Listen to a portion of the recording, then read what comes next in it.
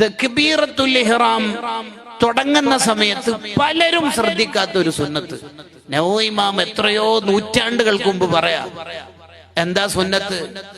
തക്ബീർ ചൊല്ലാൻ തുടങ്ങുന്നതും കൈ ഉയർത്താൻ തുടങ്ങുന്നതും ഒന്നിച്ചാവണം. കൈ ഉയർത്തൽ അവസാനിക്കുന്നതും തക്ബീർ ചൊല്ലിത്തീരുന്നതും ഒന്നിച്ചാവണം. അതെങ്ങനെ? കൈ നമ്മൾ താഴെ നിന്നാണ് ഉയർത്തുക. ഇങ്ങനെ ഉയർത്തി തുടങ്ങുമ്പോഴാണ് തക്ബീർ ചൊല്ലാൻ തുടങ്ങേണ്ടത്. തക്ബീർ എന്ന് പറഞ്ഞാൽ അല്ലാഹു അക്ബർ.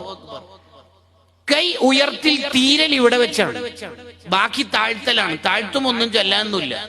ഇവിടെ എത്തുമ്പോ തീരണം, ചൊല്ലി തീരണം. അങ്ങനെ അല്ലാഹു അക്ബർ തീരണം. ബാക്കി ഇങ്ങനെ കൈയുണ്ട്. അധിക പേരും അത് ശ്രദ്ധിക്കൂല. നിസ്കാരത്തിന്റെ തുടക്കത്തിലുള്ള ഒരു സുന്നത്താണ്. അധികാളും ഇങ്ങനെ കൈയിട്ടല് അല്ലാഹു അക്ബർ. ഇവിടെ എത്തുമ്പോ തീരണം. എങ്ങനെ അല്ലാഹു അക്ബർ.